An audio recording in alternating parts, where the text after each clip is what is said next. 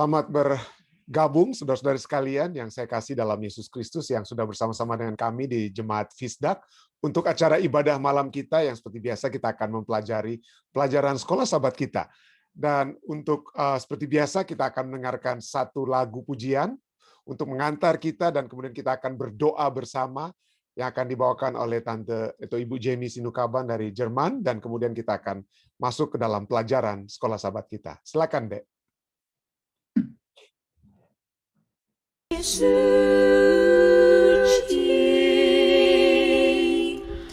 ya suci, suci, suci, yang maha tinggi, kami nyanyi pujian siang dan malam. Suci, suci, suci, Allah Maha Kasih yang memerintah semesta alam.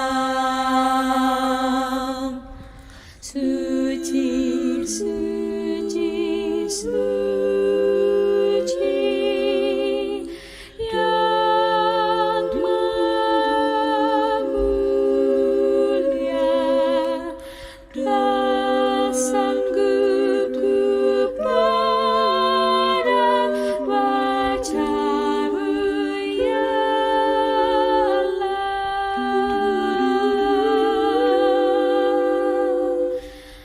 Hanya Engkau saja,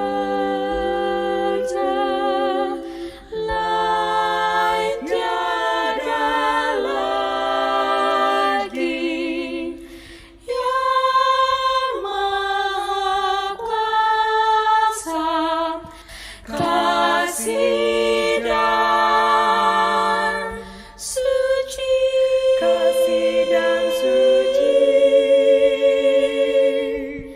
suci, suci, suci, yang Maha Agung, seluruh ciptaan-Mu memuji nama-Mu. Suci, suci, suci, Allah Maha Kasih, Allah yang esa, agung rahmat-Mu. Allah yang esa, agung rahmat-Mu. Suci, suci, amin.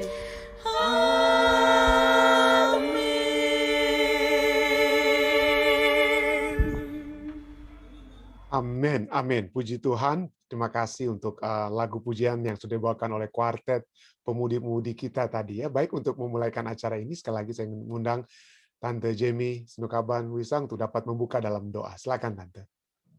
Mari kita berdoa.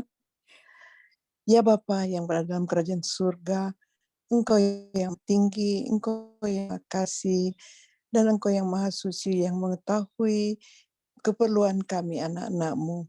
Ya Bapa, kami datang pada saat ini ke hadapan hadirat-Mu, memohon kiranya Engkau mengirim Roh-Mu kepada kami masing-masing yang akan mengikuti pelajaran melalui Pendeta Stephen Rantung ya Tuhan. Biarlah itu kami bisa pakai menjadi pedoman hidup kami, supaya kami bisa juga mengerti itu, kirim kepada kami Roh supaya kami bisa konsentrasi untuk mempelajari pelajaran itu ya Tuhan. Dan kami bersyukur Engkau selalu menemukan kami walaupun melalui Zoom, tetapi kami bisa bertemu dengan kekasih-kekasih kami, sanak saudara kami, dan teman-teman kami semua ya Tuhan. Kami juga mohon supaya Engkau menolong kami masing-masing di dalam hidup kami, beri kepada kami kekuatan dan kesehatan, juga kepada teman-teman kami yang lagi menderita ya Tuhan, beri kepada mereka penghiburan, supaya kiranya kami bisa bersatu selalu di dalam iman kami, dan selalu memuji dan memuliakan nama-Mu ya Bapa. Terima kasih sekali lagi Engkau selalu mendengar seruan dan permintaan kami, dan Engkau telah mengampuni dosa kami masing-masing, dan Engkau telah mengirim anak-Mu melalui kayu salib untuk menghapus dosa kami Bapa. Sebab itu tak putus-putusnya kami bersyukur dan berterima kasih kepadamu, dan doa ini kami mohon di atas nama anak-Mu, di dalam nama Yesus Kristus. Amin. Amin. Terima kasih banyak Tante Jamie. Baik, saudara sekalian, seperti biasa kita masuk ke pelajaran sekolah sahabat kita terlebih dahulu sebelum ada tambahan-tambahan yang nanti kita akan pelajari bersama. Dan saya berterima kasih sekali lagi kepada pendeta muda Tulus Nenggolan yang sudah memimpin pada saat kita membuka pelajaran kita. Pelajaran yang ke-8, tidak terasa ini sudah lebih dari setengah ya. Sudah jauh lebih dari setengah. Jadi pada sepanjang minggu ini kita akan berbicara tentang hubungan antara perjanjian. Perjanjian telah lebih dahulu diberikan oleh Allah, lalu kemudian bagaimana caranya supaya umat-umat Allah ini dapat berada di dalam perjanjian tersebut, maka Tuhan memberikan perintahnya atau jalannya. Tadi malam Pendeta Muda Tulus Nenggolan sudah membahas sedikit tentang hal tersebut ya. Dan sepanjang minggu ini kita akan mempelajari hal tersebut tentang jalan-jalan yang Allah ingin untuk kita lalui ya.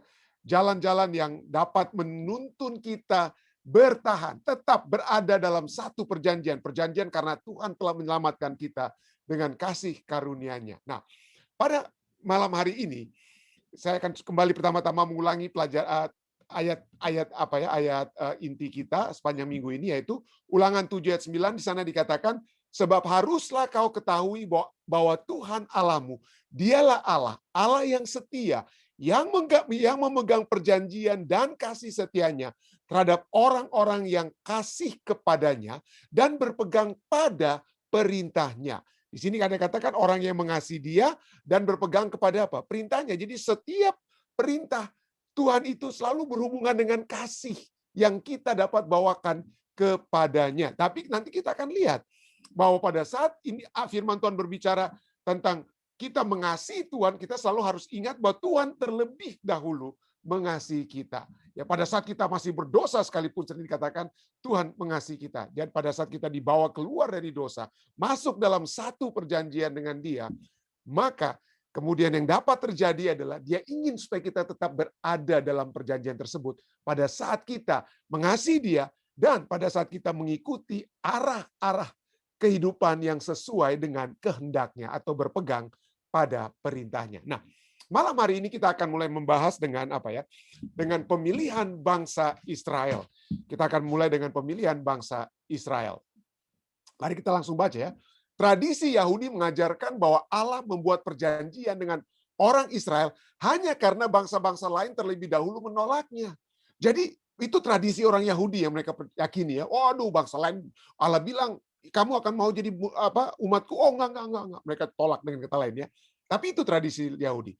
Meskipun pelajaran sekolah sahabat kita katakan apa? Meskipun tidak ada bukti kitab suci untuk posisi tersebut, akan tetapi itu menolong kita untuk mengambil poin bahwa apapun alasan Allah memiliki bangsa Ibrani, bukanlah karena mereka pantas. Bukanlah karena mereka itu tepat untuk mendapatkan penghormatan dan keistimewaan yang tinggi dari Tuhan. Mereka tidak memiliki jasa yang akan membuat mereka layak mendapat kasih dan pilihannya, atas mereka sebagai umatnya. Jumlah mereka sedikit. Orang Israel, orang Ibrani itu sangat sedikit. Satu kelompok suku budak yang keluar dari Mesir sebagai budak. Dan secara politik dan militer mereka itu lemah. Ditambah lagi dari segi budaya dan agama, mereka itu apa? Bercampur dan tidak memiliki pengaruh yang besar. Jadi, dasar pemilihan mereka itu terletak pada rahasia kasih dan karunia Allah. Akan tetapi, pada waktu yang sama, kita perlu berhati-hati saat kita melihat ide tentang pemilihan ini. Karena ide itu penuh dengan potensi salah pengertian secara teologi. Nanti kita akan lihat juga ya tambahan kita pada malam hari ini atau pada saat ini ya. Jadi ada potensi salah pengertian secara teologis dengan kata lainnya. Untuk apa Allah memilih bangsa Israel? Apakah untuk menebus sementara orang yang lain yang dipilih itu ditolak dan hilang? Apakah Allah memilih mereka supaya ini saja yang saya akan tebus, yang lainnya karena seperti tradisi tadi ya, yang lainnya karena mereka tolak Tuhan ya udah mereka itulah yang akan apa? Ditolak dan hilang. Hanya yang dipilih ini sajalah yang akan apa? Selamat. Apakah itu arti teologis pada saat orang Israel itu dipilih? Atau pelajaran sahabat kita bertanya ya. Atau mereka dipilih untuk menjadi alat untuk memberitakan atau memberikan kepada dunia apa yang telah diberikan kepada mereka. Dan bagaimana ayat-ayat berikut ini menolong kita mengerti jawaban-jawaban dari pertanyaan ini. Apakah mereka dipilih karena mereka lah yang hanya akan selamat dan yang lainnya akan binasa? Apa artinya? Ya, apakah artinya itu? Keluaran 19:6 katakan apa? Kamu akan menjadi bagiku kerajaan imam dan bangsa yang kudus. Inilah semuanya firman yang harus kau katakan kepada orang Israel. Jadi pertama-tama mereka menjadikan kerajaan imam-imam ya. Menjadi apa? Juru bicara manusia kepada Allah, itu arti imam. Dia tidak katakan apa? Kamu akan menjadi bagiku kerajaan nabi. Kalau nabi itu yang berbicara atas nama Allah kepada manusia. Tapi ini lihat dari ayat ini saja kita sudah bisa mengambil satu mengambil satu ide bahwa mereka itu menjadi wakil umat manusia kepada Allah. Jadi imam. Jadi mereka bukan sudah menjadi apa? Sudah menjadi tidak ada lagi tidak ada lagi yang dapat diwakilkan karena mereka saja yang akan selamat ya. Tidak. Mereka sebagai kerajaan imam artinya mereka lah yang akan menuntun kerajaan-kerajaan lain ya untuk dibawa menghadap ke hadirat Allah. Itu arti daripada kerajaan imam ya. Kamu akan menjadi bagiku kerajaan imam dan bangsa yang kudus. Inilah semuanya firman yang harus kau katakan pada orang Israel. Yesaya 56 ayat 7. Mereka akan kubawa ke gunungku yang kudus dan akan kuberi kesukaan di rumah doaku. Aku akan berkenan kepada korban-korban bakaran dan korban-korban sembelihan mereka yang dipersembahkan di atas mezbahku, sebab rumahku akan disebut rumah doa bagi mereka saja. Oh, bukan rupanya. Ayat ini katakan, sebab rumahku akan disebut rumah doa bagi segala bangsa. Jadi mereka lah yang akan apa? Mereka akan menjadi wakil segala bangsa. Ya, mereka akan dibawa ke tempat hadirat Tuhan dan mereka yang apa?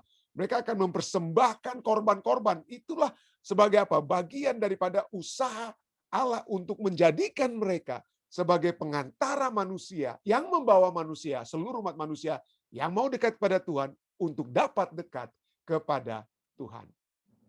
Ibrani 2:9.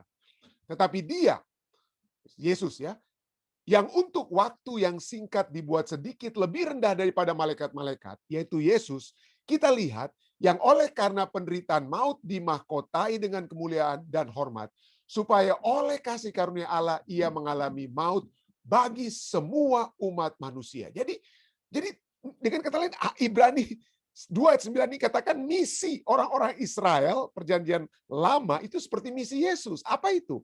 Supaya manusia tidak mengalami maut, supaya manusia memperoleh keselamatan, supaya manusia dapat dibawa ke hadirat Tuhan. Ya, manusia dapat dibawa ke hadirat Tuhan. Nah, pelajaran kalau sahabat kita katakan, sebagai anggota-anggota gereja Masedonia hari ke-7, kita suka memandang diri kita sebagai Israel modern yang dipanggil Tuhan, bukan hanya ditebus, tetapi untuk memberitakan pekabaran penebusan dalam konteks pekabaran 3 malaikat kepada dunia. Jadi kita bukan selamat untuk diri kita sendiri. Kita diselamatkan untuk membawa umat-umat Tuhan lainnya yang ada mungkin di kandang-kandang lain, untuk mendengarkan suara Sang Gembala dan masuk kepada kerajaan surga. Pendeknya, pelajaran sahabat kita katakan, pendeknya kita percaya bahwa kita memiliki sesuatu untuk disampaikan yang tidak disampaikan oleh orang lain, tapi kita dapat apa? Peroleh. Ya, kenapa? Karena mungkin ada begitu banyak hal-hal dari firman Tuhan yang sudah diselewengkan. Tapi pada saat kita setia dengan firman Tuhan, maka kita memiliki sesuatu yang Tuhan kehendaki bagi saudara dan saya bagikan kepada orang lain. Pada dasarnya, pelajaran sahabat kita katakan apa? Pada dasarnya ini adalah situasi bangsa Israel kuno juga.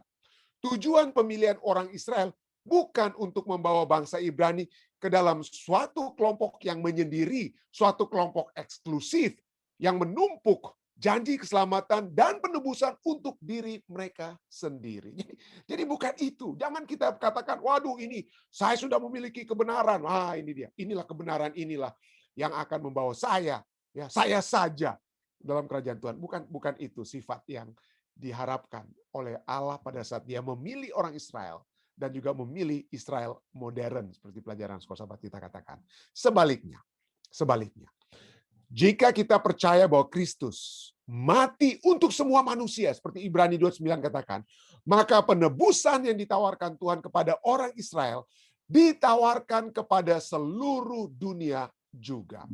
Israel diharapkan oleh mana penebusan ini, dikatakan, Israel diharapkan menjadi alat oleh mana penebusan ini dikenal. Gereja kita dipanggil untuk melakukan hal yang sama.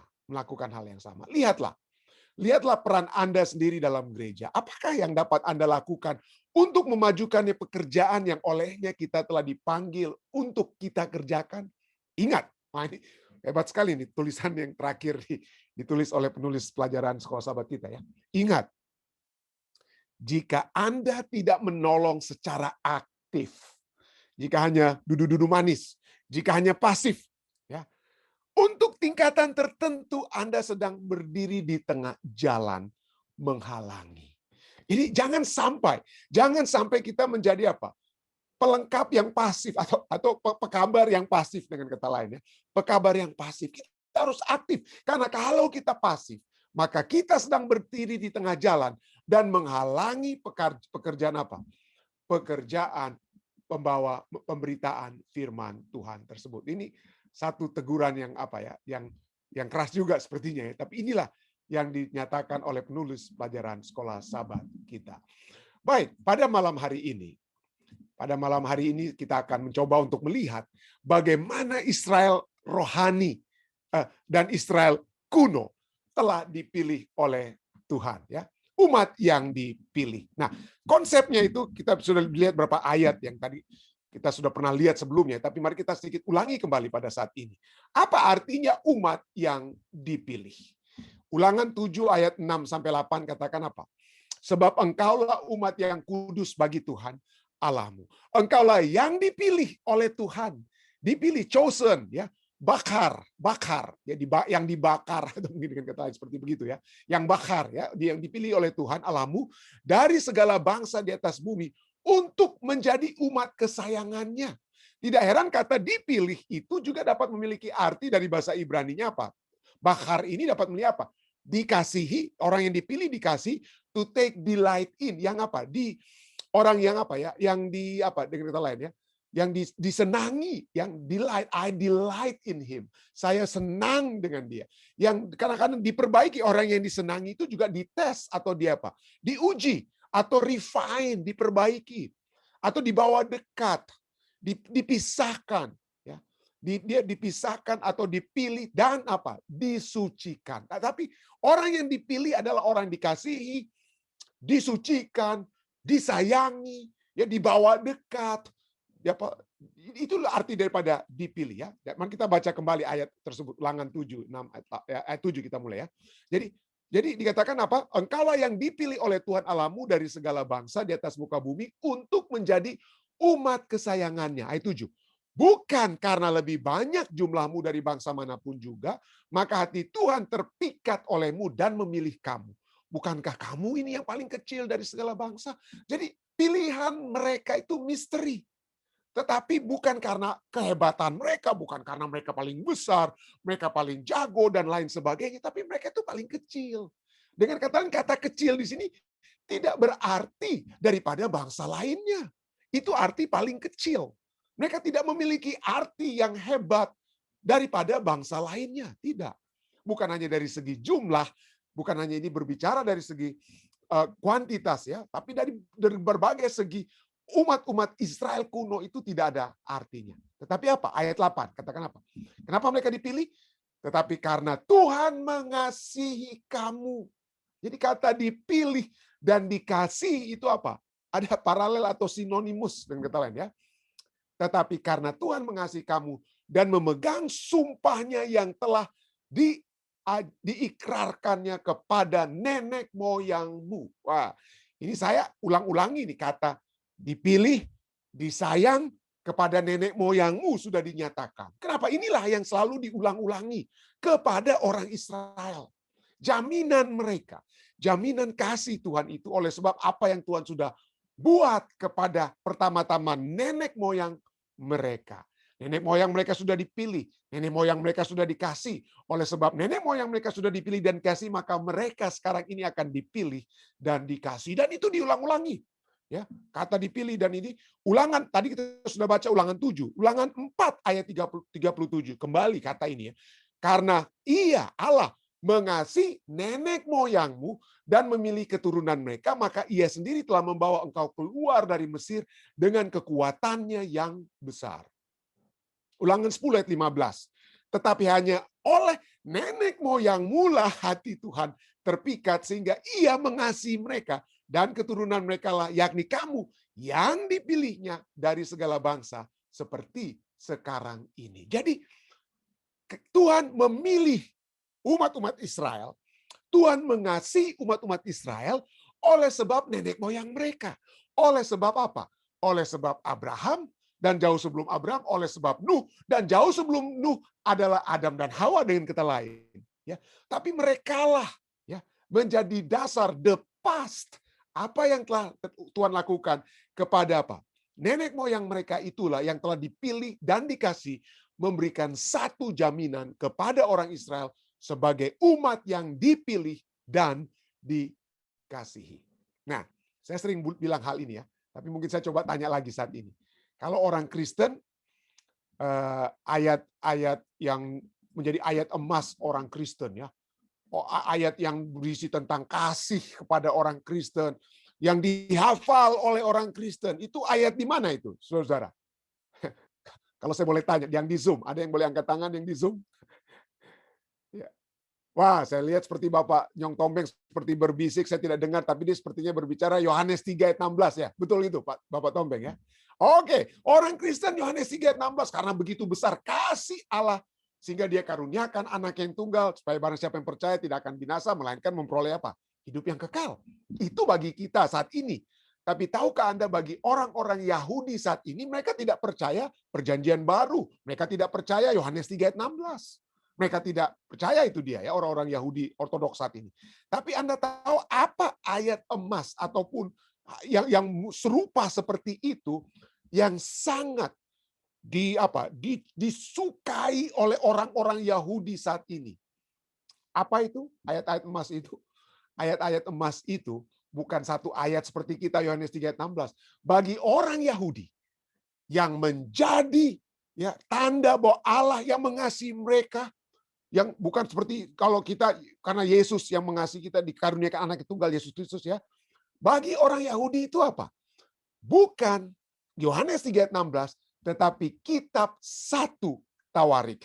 Kenapa kitab 1 Tawarik? 1 Tawarik 1 ayat 1, Adam, Set, Enos. Lalu Anda baca sampai berfatsal-fatsal berikutnya itu silsilah mulai dari Adam, Set, Enos, lalu ini memperanakan ini memperanakan ini, dan seterusnya. Sampai kepada mereka. Kenapa kitab 1 Tawarik itu merupakan kitab cinta Allah kepada mereka? Kenapa? Karena bagi umat-umat Yahudi saat ini, itu menandakan nenek-nenek moyang mereka yang Allah telah pilih, Allah telah kasih, dan sekarang ujung-ujungnya itu tiba kepada mereka. Ya. Kitab 1 Tawarik menunjukkan bagi orang Yahudi bahwa merekalah umat yang dari nenek moyang mereka telah dipilih, telah dikasihi oleh Allah. Ya, telah dipilih dan dikasihi oleh Allah. Nah, inilah menjadi satu apa ya? Dapat menjadi satu seperti pelajaran sahabat kita katakan, satu masalah teologis. Ya. Kenapa? Karena pada saat kita berbicara tentang orang yang dipilih, orang yang dikasihi, ya, ada orang-orang anak-anak muda ya ambil ayat-ayat dari ayat-ayat firman Tuhan yang katakan dari banyak wanita engkaulah yang kupilih. Waduh, artinya itu kalau kita dipilih dan dikasih, artinya kita yang lebih hebat dari orang lainnya. Sang pria atau sang wanita itu telah dipilih, mereka lebih hebat dari yang lainnya dan menjadi pasangan kita.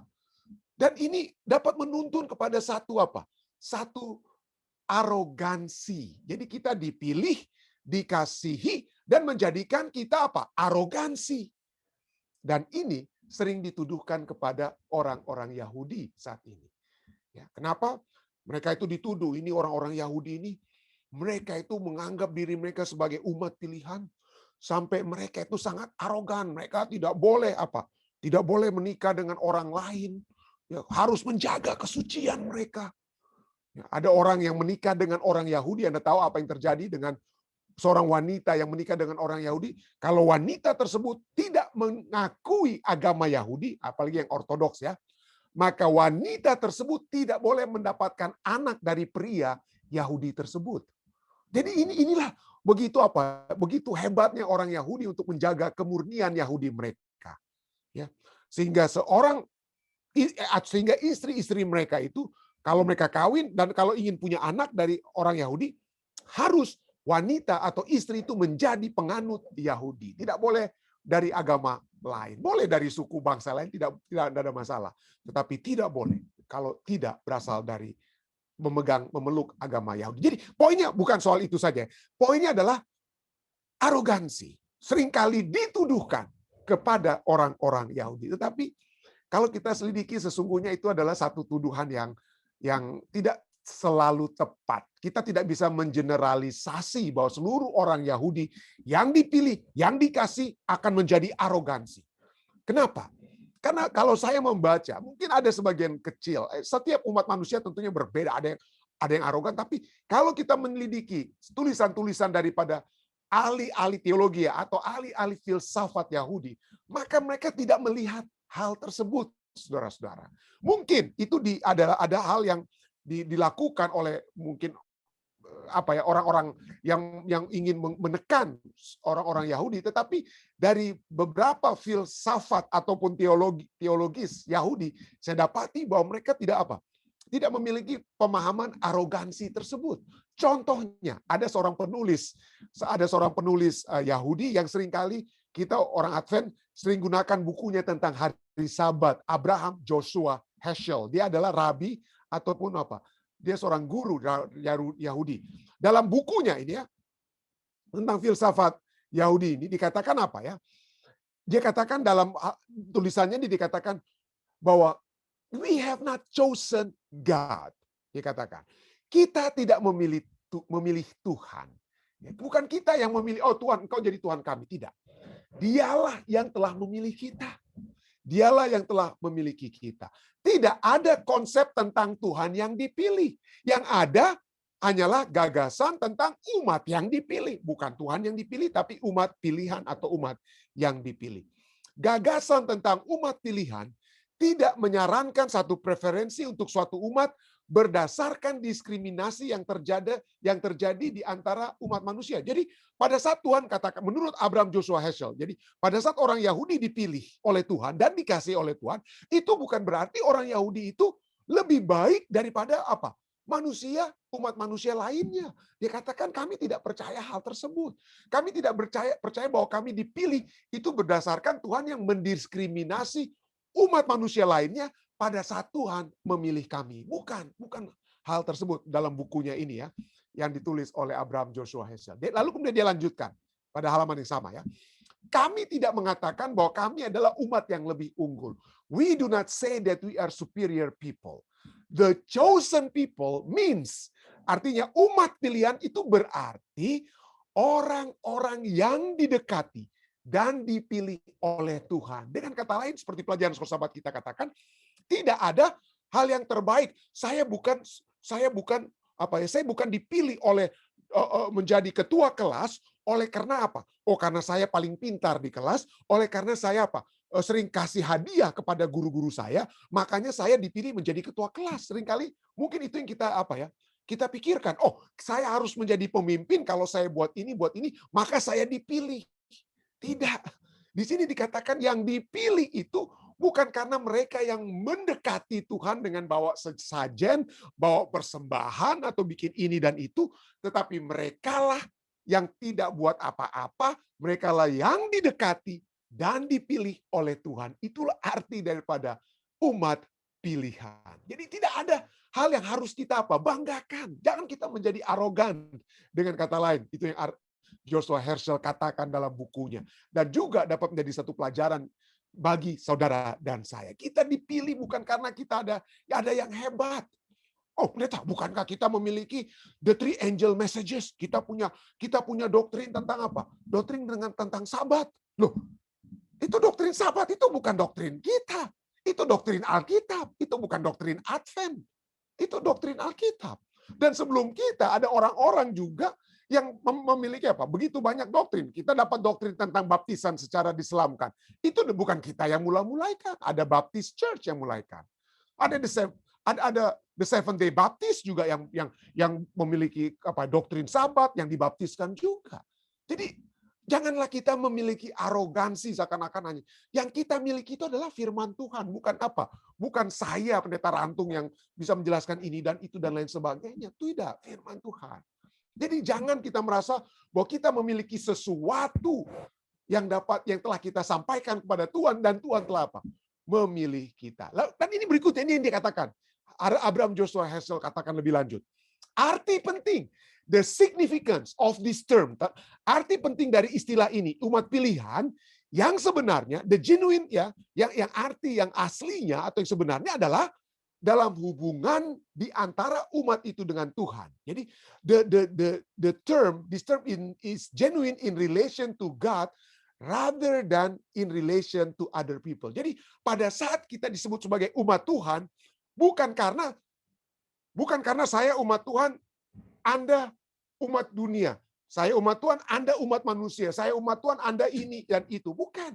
Umat Tuhan artinya hubungan saya dengan Tuhan. Bukan karena saya lebih daripada orang-orang lainnya. Ya, in relation, ya, dalam hubungannya di antara kita dengan Tuhan, ya, bukan dengan hubungan kita dengan orang lain. It signifies. Hal ini merujuk, it signifies bukan kepada kualitas alamiah yang melekat dalam diri umat-umat Tuhan itu, tetapi dari hubungan mereka, dari hubungan kita dengan Tuhan. Jadi kita menjadi umat Tuhan itu bukan karena kita itu lebih daripada orang lain, tetapi karena kita memiliki satu hubungan dengan apa? Dengan Tuhan. Jadi ini pelajaran penting sekali, saudara ya. Kita dipilih dan dikasihi bukan untuk menjadi arogansi. Bukan untuk menjadi arogan, menjadi lebih hebat dan lain sebagainya. Ya. Kita memiliki pekabaran, betul. Kita memiliki pekabaran 3 malaikat, itu pekabaran Alkitab yang harus kita sampaikan, yang harus kita bawakan. Kita memiliki pekabaran Sabat, kita memiliki pekabaran untuk membawa orang keluar dari Babel. Itu pekabaran Alkitab yang harus kita sampaikan, but it has nothing to do with us. Itu tidak ada hubungannya dengan apa?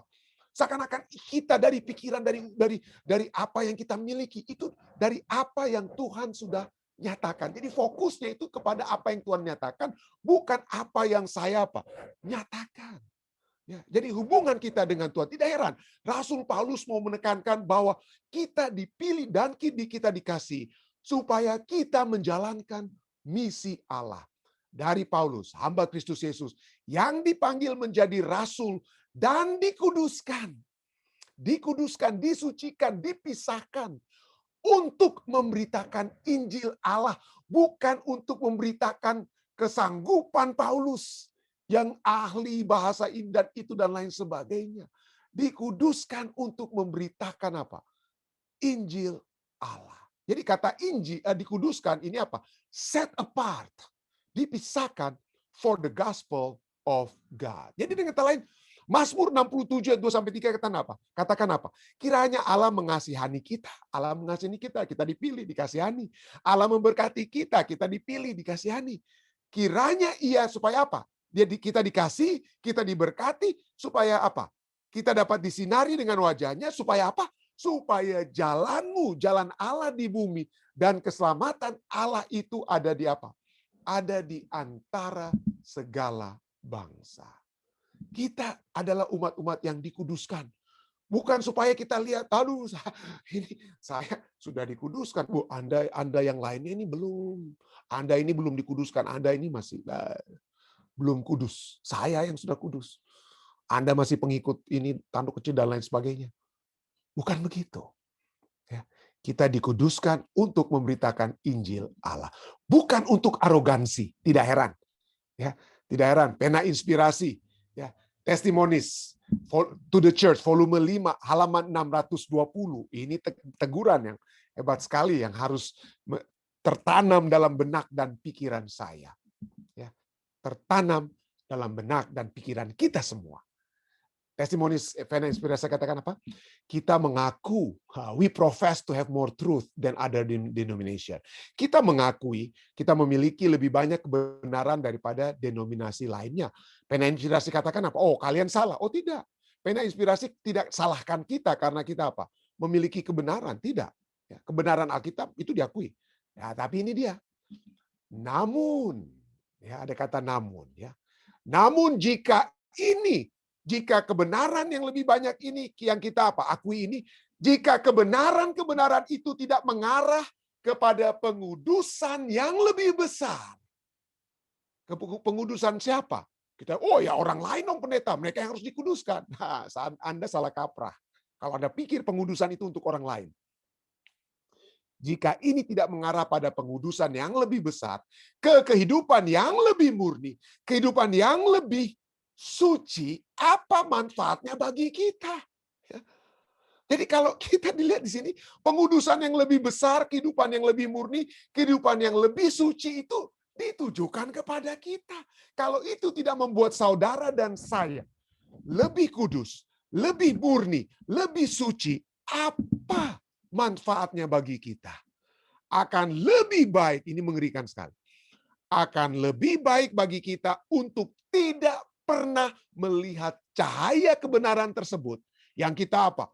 Yang kita akui lebih banyak dari denominasi lain, lebih baik kita tidak miliki daripada kita mengakui menerima kebenaran-kebenaran tersebut dan kita tidak disucikan melaluinya. Jadi hati-hati ya. Pada saat kita berbicara, kita sebagai umat-umat pilihan Allah, umat-umat sisa. Apa artinya? Itu bukan karena kita lebih dari orang lain. Tapi itu berbicara tentang hubungan kita dengan Tuhan. Bukan karena kita yang memiliki kekuatan untuk disucikan. Kekuatan untuk dimurnikan. Kekuatan untuk dikuduskan. Bukan. Tapi karena Tuhan yang kudus. Tuhan yang murni. Tuhan yang besar. Itu memberikan kekudusannya kepada saudara dan saya. Dan bagaimana caranya supaya kita mendapatkan hal tersebut? Pada saat kita setiap hari berada di kaki Yesus, mengakui kesalahan-kesalahan kita, mengakui pelanggaran-pelanggaran kita, mengakui kekurangan-kekurangan hal-hal yang seharusnya lakukan, kita tidak lakukan. Tuhan, saya tidak melakukan yang seharusnya saya lakukan sebagai umat-umat-Mu. Tolonglah Tuhan. Sehingga saya dapat menjalankan misimu secara aktif, bukan secara pasif. Tuhan, saya telah berkata-kata yang tidak baik kepada keluarga saya. Bantulah saya untuk saya dapat menjadi umat Tuhan yang dapat berkata-kata dengan perkataan yang baik dan murni. Mengangkat kepada keluarga saya. Tuhan, saya mohon maaf karena hari ini saya menjelekkan orang lain di status Facebook saya. Ampunilah saya. Jadikanlah saya anak-Mu Tuhan. Ya, pada saat kita melihat selalu kemurnian, kebenaran Tuhan. Gantinya kita melihat, oh saya sudah punya doktrin ini. Wah mereka itu belum punya doktrin itu. Mereka tidak tahu tuh tentang sabat yang sesungguhnya. Dan lain sebagainya. hati-hati. Kita harus kabarkan kepada mereka. Tetapi biarlah pekabaran-pekabaran tersebut pertama-tama bermanfaat bagi kita.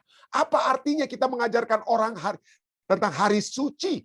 Kalau hari suci itu tidak menyucikan kita, tidak ada manfaatnya menurut Pena Inspirasi. Biarlah cahaya kebenaran itu pertama-tama menjadi bagian kita, agar itu juga dapat membawa orang melihat kita, dan mereka pun masuk kepada kebenaran tersebut yang sejati, dan masuk ke dalam kerajaan Allah. Saya bawa ini dalam nama Yesus. Amin. Ada mungkin dari saudara-saudari sekalian, tambahan-tambahan ataupun pertanyaan sehubungan dengan pelajaran kita pada malam hari ini ya. Tentang umat yang dipilih, dikasihani untuk dikuduskan menjalankan misi Allah. Itulah arti dari kita sebagai umat-umat yang pemilihan ya, pemilihan bagi bangsa Israel, Israel kuno maupun juga Israel rohani. Baik, ada saudara sekalian tambahan mungkin pertanyaan, silakan. Ada? Saya silakan, Dek.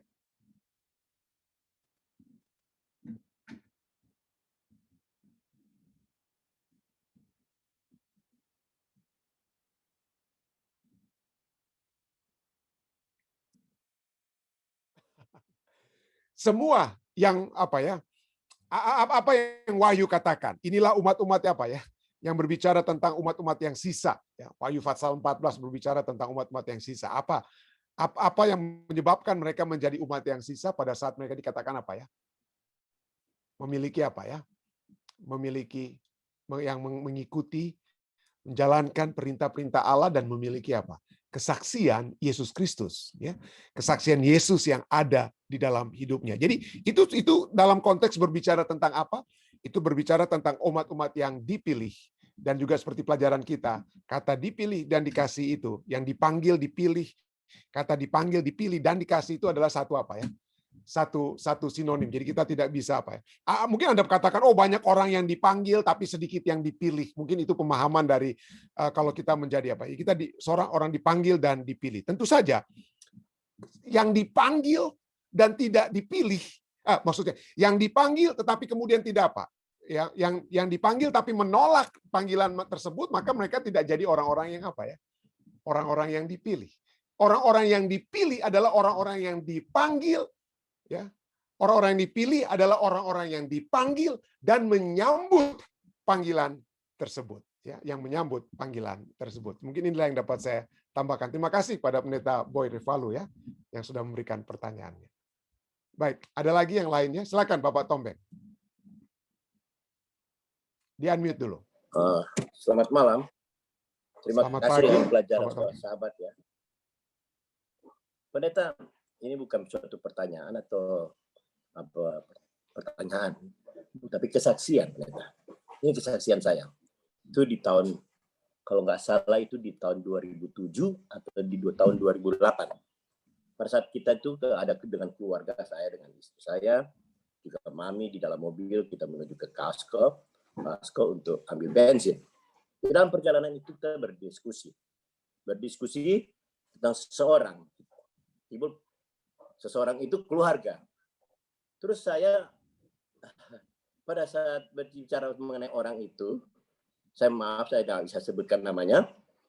Terus kita yang ambil langsung bilang begini, oh so susah dia. So susah, kayaknya Roh Kudus ada pada dia. Kita yang bilang begitu toh. Kita bilang kayaknya susah. Kita bilang so susah dia. Kita kenal sekali pada dia, so susah dia.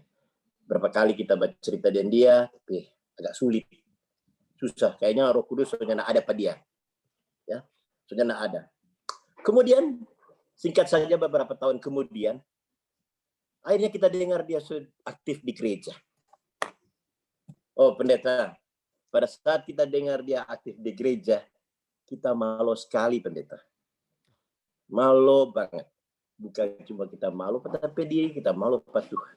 Kok kita berdoa pada Tuhan, Tuhan, ampun tapi dosa kita sungguh hakimi orang. Saat nggak pantas kita mesti hakimi orang. Siapa kok kita begitu sih?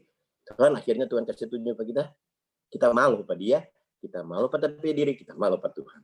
Ini merupakan suatu kesaksian. Jadi kalau orang apakah mulai saat itu saya tidak mau lagi menghakimi orang. Ini pelajaran buat saya, dan kiranya kesaksian saya ini juga menjadi pelajaran buat kita semua. Amin, amin. Terima kasih banyak Bapak Tombeng, terima kasih. Baik, ada lagi saudara lainnya, silakan. Silakan Pendeta Tikualu. Terima kasih, Sir.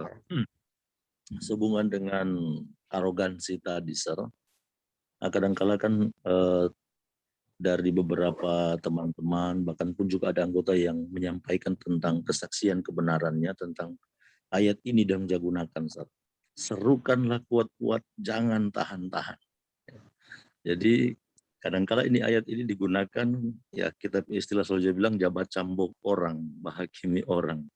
Nah, kira-kira bagaimana Sir dengan keadaan ini? Karena memang orang mesti serukan kuat-kuat, tapi pada prinsipnya tidak sesuai dengan cahaya yang orang terima seperti yang Sir jelaskan tadi. Jadi jangan sampai orang jadi legalis dengan keadaan ini. Terima kasih, Sir. Saya sedang menyiapkan satu pelajaran untuk dalam minggu ini juga. Jadi bagaimana pada saat kita masuk ke satu tempat, ya, ada kutipan-kutipan yang sangat baik sekali dari pena inspirasi yang bagaimana secara praktikalnya. Mungkin saya akan masukkan dari pelajaran-pelajaran, tapi karena saya tidak bisa saya tidak sempat lagi tulis untuk malam ini, tapi dalam minggu ini kita akan melihat bagaimana caranya kita menyerukan dengan apa? Tanpa tahan-tahan atau keras tersebut, dengan kata lain ya. Jadi kita akan melihat bagaimana caranya tersebut, tapi kita akan bahas hal tersebut dan saya sudah menyiapkan pembahasan tersebut. Saya percaya saya akan dapat masukkan kutipan-kutipan tersebut ataupun istilahnya prinsip-prinsip Alkitabiah sehubungan pada saat Alkitab berbicara tentang marilah kita serukan dengan kuat dan keras. Apa artinya itu? Ya, apa artinya? Tentunya jadi jangan kita langsung dengan cara yang bagaimana, yang seakan-akan membuat kita itu lebih daripada orang lain. Tapi marilah kita melihat orang bukan membandingkan diri mereka, kekurangan mereka, teologi mereka yang kurang dengan teologi saya atau kita, tapi biarlah yang mereka lihat itu adalah apa? Bahwa yang mereka percayai teologi mereka itu sesungguhnya bukan teologi kalau dibandingkan dengan Alkitab. Jadi biarlah mereka itu dibandingkan bukan dengan dengan satu teologi pendeta rantung atau teologi Advent, tapi biarlah mereka itu diperhadapkan dengan Alkitab, dengan firman Tuhan. Dan itulah, kalau firman Tuhan itu dapat menjadi pedang yang bermata dua ya, dapat menusuk pertama-tama tentunya diri kita dan juga diri orang lain. Ya, itu betul. Jadi jangan kita menggunakan firman Tuhan itu hanya untuk orang Manado bilang ya, cucu-cucu orang lain. Pertama-tama itu harus menusuk diri kita dulu. Apakah kita sudah disucikan, dimurnikan, dikuduskan? Itulah yang kita harus lihat. Jadi kata pada saat jangan keras-keras. Jadi keras jangan hanya ke orang lain, kepada diri saya lebih dahulu. Keras terlebih dahulu kepada diri saya. Nanti kita akan lihat ya sepanjang minggu ini pendeta ya. Kita akan lihat. Saya undang kita untuk tetap ikut dari malam ke malam pelajaran-pelajaran tambahan yang dapat kita miliki. Baik, terima kasih banyak pendeta Tikualu, terima kasih. Ada lagi saudari lainnya?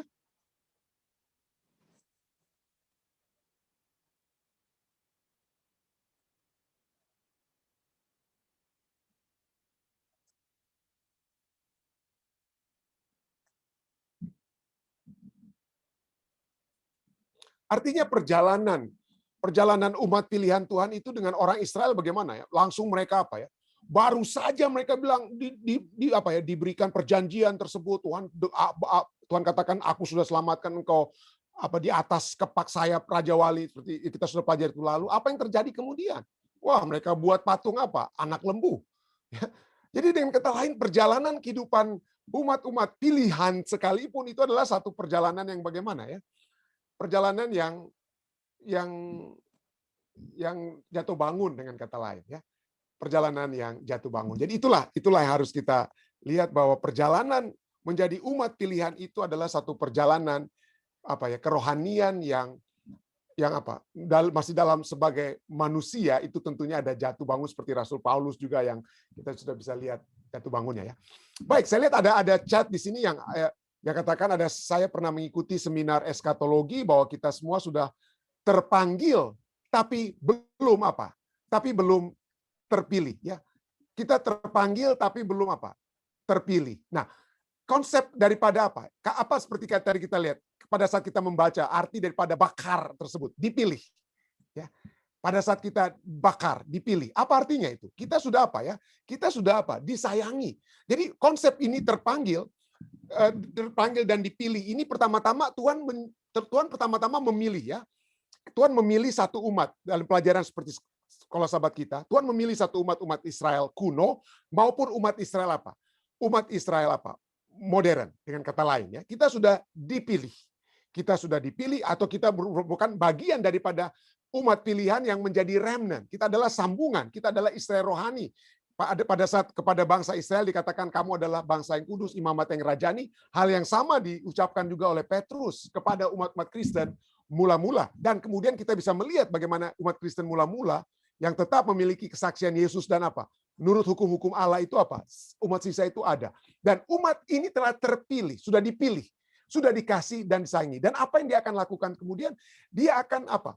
Dia akan memanggil, dia akan bersuara, dia akan menjadi 3 malaikat ya, yang berseru dengan suara nyaring. Jadi mulai dari umat-umat dipilih, apa yang dia serukan? Untuk umat-umat lainnya itu berbakti kembali kepada Tuhan atau untuk keluar dari apa? Babylon untuk masuk ke dalam satu persekutuan sebagai umat-umat apa? Pilihan, ya. Sudah sebagai umat-umat pilihan.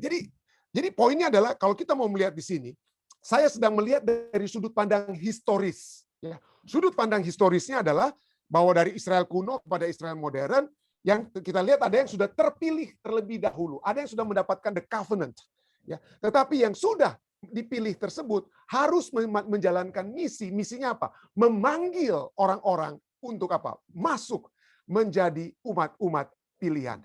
Yang dipanggil keluar dari Babylon, kandang lain, itu masuk kemana? Masuk ke apa ya?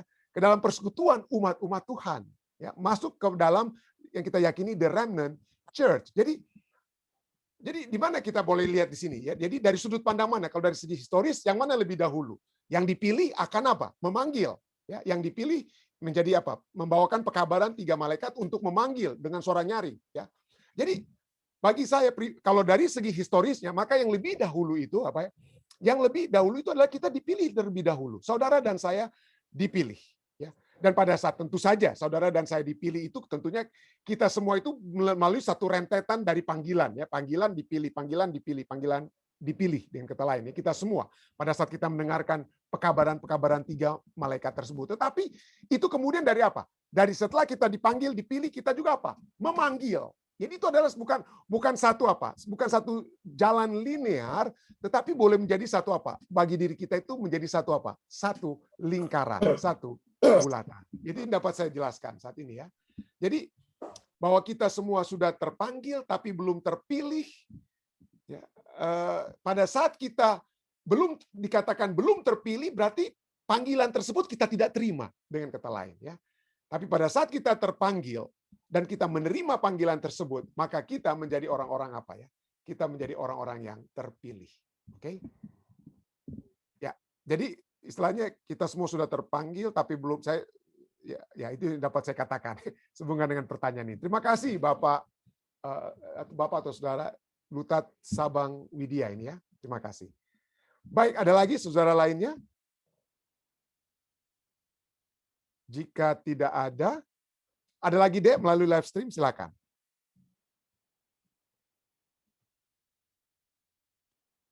Ya, terima kasih. Jika tidak ada lagi, mari kita masuk ke bagian kedua, yaitu sehubungan dengan ibadah kita, yaitu doa-doa yang dapat dibawakan, atau maksudnya permohonan-permohonan doa yang dapat kita bawakan nantinya dalam doa-doa kita. Baik, maksud saya doa-doa kita adalah saya akan juga berdoa dan juga ada tim doa Fisdak yang akan mendoakan setiap permohonan-permohonan Anda semua. Baik, ada kira-kira dari Zoom, silakan.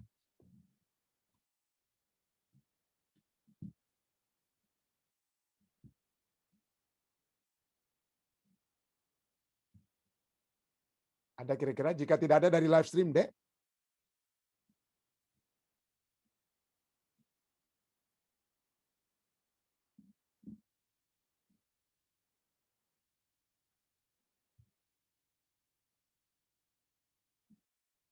Ini Bapak Rantung ya, itu kalau nggak salah ya.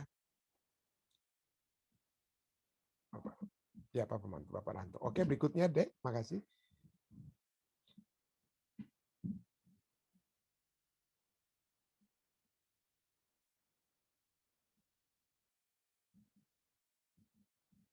Oh, oke. Baik, ada lagi, Dek?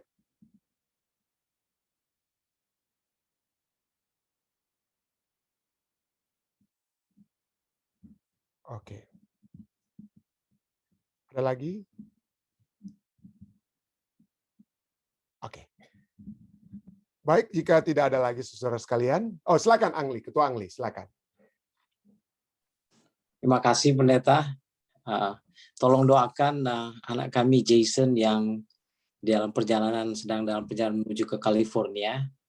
Semoga tiba dengan selamat dengan keluarga Jack Rantung. Oh, iya, saya kira dia akan pergi ke Om Jack Martin Rantung ya. Ya, okay. Terima kasih Pendeta. Sama-sama, Angli. Baik, jika tidak ada lagi, ya kita akan bersatu dalam doa untuk mendoakan permohonan-permohonan yang sudah disampaikan. Bapa yang menukasi dalam takhta kerajaan surga, pada malam hari ini Tuhan, kami yang sudah berbakti bersama-sama di malam hari waktu New Jersey, pagi hari waktu Indonesia, kami bersyukur Tuhan atas kesempatan yang indah dapat kembali mempelajari firman-Mu. Biarlah firman ini dapat pertama-tama menjadi hal yang akan memberikan kekuatan kepada kami yang Engkau sudah panggil dan pilih untuk menjadi umat-umat-Mu. Biarlah kami dapat menjadi pembawa-pembawa kabar yang juga akan kembali memanggil umat-umat Tuhan yang ada di mana saja, yang bersedia untuk menerima panggilan tersebut dan kembali menjadi umat-umat pilihan-Mu juga, Tuhan. Kami berdoa Tuhan, kiranya pelajaran ini membawa kami untuk melihat kasih-Mu. Kami melihat juga kebesaran-Mu yang sudah terjadi, karena tidak ada dari antara kami, Tuhan, yang dapat membawakan sesuatu yang menyebabkan Tuhan mengasihi kami. Tidak ada tindakan perbuatan kami, tetapi hanya dari kebesaran dan kasih-Mu sajalah Engkau telah menyelamatkan kami, Tuhan. Engkau telah memberikan Yesus Kristus. Pada saat kami percaya, maka keselamatan itu dapat menjadi bagian kami, telah menjadi bagian kami. Terima kasih atas pelajaran yang kami pelajari, Tuhan. Biarlah kami dapat semakin dikuatkan, semakin melihat kekuatan yang hanya Engkau berikan, dan dapat menjadi bagian kami semua. Pada saat ini, Tuhan, kami datang membawakan setiap permohonan-permohonan doa yang sudah disampaikan. Kami bersama-sama dengan umat-umat Tuhan yang mendoakan keluarga-keluarga mereka. Bersama-sama kami ada Ibu Lili Rumagit Price juga yang dalam keadaan sakit. Kami berdoa Tuhan. Kami ingin agar kesehatan dapat menjadi bahagiannya. Jika Engkau bertanya, kami ingin agar supaya Ibu Lili Rumagit Price dapat memiliki satu kesaksian yang mana Tuhan telah memberikan kesembuhan, kekuatan kepadanya, itu dapat kami gunakan untuk memuji dan memuliakan nama-Mu, Tuhan. Jika itu kehendak-Mu, kemurahan-Mu, tentunya itu dapat menjadi bagian beliau, dapat juga menjadi bagian saudara-saudari kami yang lainnya. Kami terus ingin membawakan dalam doa Bapak Alden Sihotang. Kami ingin terus menyebutkan nama Bapak Johan Tambun. Kami terus ingin membawa Tante Yeni Poluan, Tuhan, ke dalam tangan kasih-Mu untuk dapat Engkau kuatkan dia. Berikan selalu kekuatan surga kepadamu. Hamba-Mu juga ingin membawa Tante Ros Rantung yang ada di Jerman, sehingga kekuatan yang sempurna, kesehatan yang sempurna dapat juga menjadi bagiannya. Kami juga berdoa bagi ayah mantu daripada Om Willem Rondonu, Bapak Ernst Rantung dalam keadaan sakit pada saat ini. Kami berdoa kalau dapat memberikan jamahan surga yang dapat menjadi bagianmu, sehingga tindakan-tindakan medis yang akan dia alami akan memberikan kekuatan kesehatan yang lebih baik. Dan sekali lagi Tuhan, keluarga ini akan bersuka cita bersama-sama dengan kami. Kami melihat bagaimana Engkau, Allah yang hidup, Allah yang mendengarkan permohonan umat-umat-Mu. Dan di dalam kasih-Mu dan kemahatauan-Mu, Engkau dapat memberikan kesembuhan dan jalan keluar yang terbaik.